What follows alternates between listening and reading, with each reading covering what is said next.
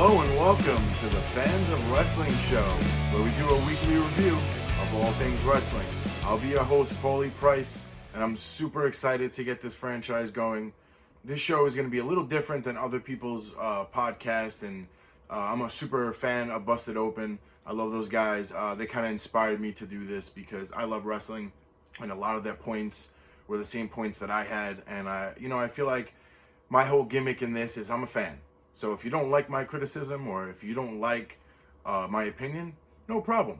You could go ahead and bash me in the comments. I really don't care. If I bring you joy in bringing negativity to me, then so be it. That's what I'm here for. Monday Night Raw started off really good for me. It started with the storyline that we left off last week with AOP attacking Samoa Joe by putting him through a table. And also everything that happened with Kevin Owens in the previous weeks. So now this actually combined it.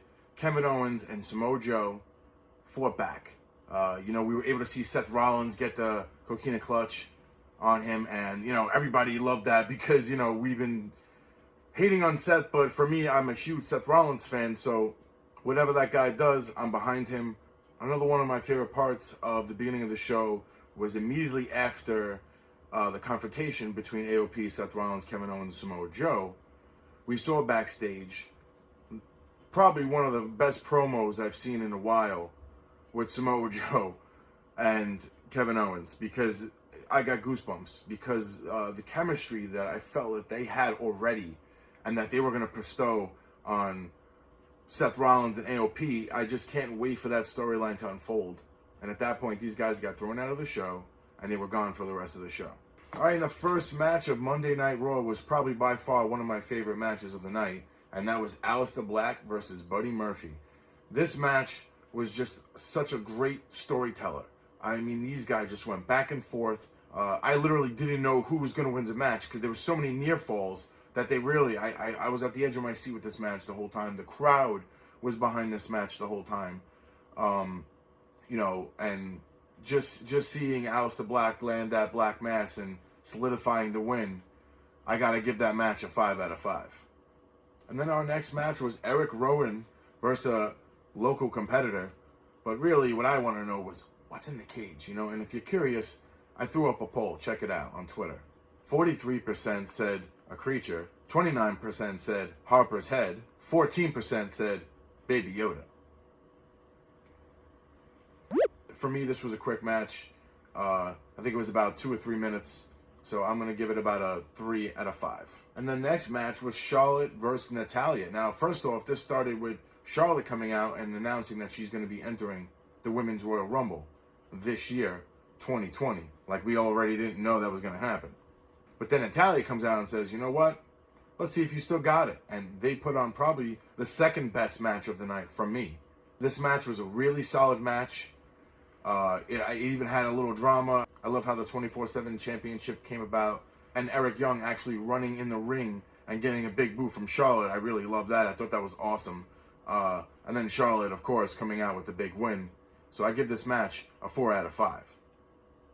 After the Charlotte and Natalya match, Becky was in the back, and she announced that she's going to face Asuka at the Royal Rumble for the Raw Women's Championship. So that's it. The rematch, this is it. Then we're going to move over to the tag team division with one of my favorite tag teams, the OC. Carl Anderson and Luke Gallows, those guys are beasts, and I just love what they do. They have tremendous skills in the ring, and they really did bring a lot out and put over the Street Profits, because I'll tell you, man, the energy that the Street Profits bring, it really, for me, it was such a solid match. They really put on a good show. The referee doing a great job, making sure AJ didn't get involved, and even ejected him from the match. And it actually helped out the Street Profits come out with the win, and that's what they needed. We had a 2-on-1 match, or should I say a 1-on-2 match, Drew McIntyre versus Zack Ryder and Kurt Hawkins. I mean, this match, what can I say? It wasn't long. I actually timed it. It was literally 50 seconds. So for me, I'm not going to give it a high rating, but, I know what the match was there for. Drew is an immense talent and hopefully a future champion, because that guy is extremely talented. So Drew McIntyre came up with the win and pinned both Zack Ryder and Kurt Hawkins. After the Drew McIntyre match, we saw something that I don't think we saw coming. Randy Orton injured. He got injured in a live event, and here he is stumbling down the ramp. AJ comes in the ring, and all I'm going to say is this happened. I'm not. And we're going to finish off with the main event, which was Andrade versus a local competitor. But then he was about to DDT that guy onto the concrete on the outside ring, and Ricochet came out and said, no, that's not going to happen. In fact, even challenged him for a match. Let me tell you, this match had great psychology. They were just telling a story. They were going back and forth. I mean, the skills that both these guys have and the future that they have in the WWE is inevitable. And these guys are future champions, world champions. Another one of my favorite parts of the match was Zelina Vega, because, I mean, what she does is amazing. She brings such a presence, and her skill of managing and being able to distract the referee and even getting involved and physically getting involved is one of my favorite parts. Is that, you know, if you're going to do this job, you got to do it like that. And you can see she had a little issues, communication issues. She even got knocked on her ass. But listen, she got back up, they got together, and they're on the same page, and now Andrade is the U.S. champion. That's all I can say. And thanks to Zelina Vega, Andrade got the win against Ricochet. We're going to break down the show.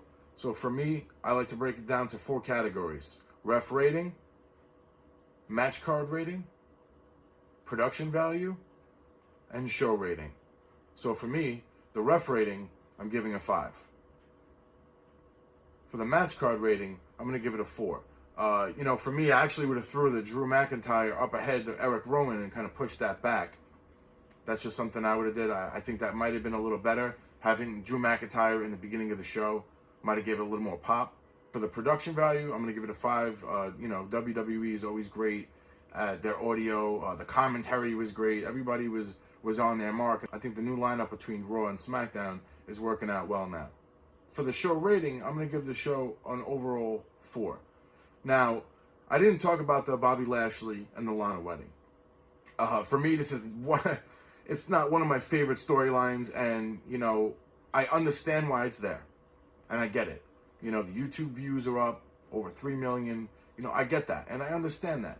But for me, it's just not, I didn't like how they had the previous spouses come. I thought that was kind of silly, because I was like, all right, we know this, especially Rusev was already married to her, so it was like, why'd you even come?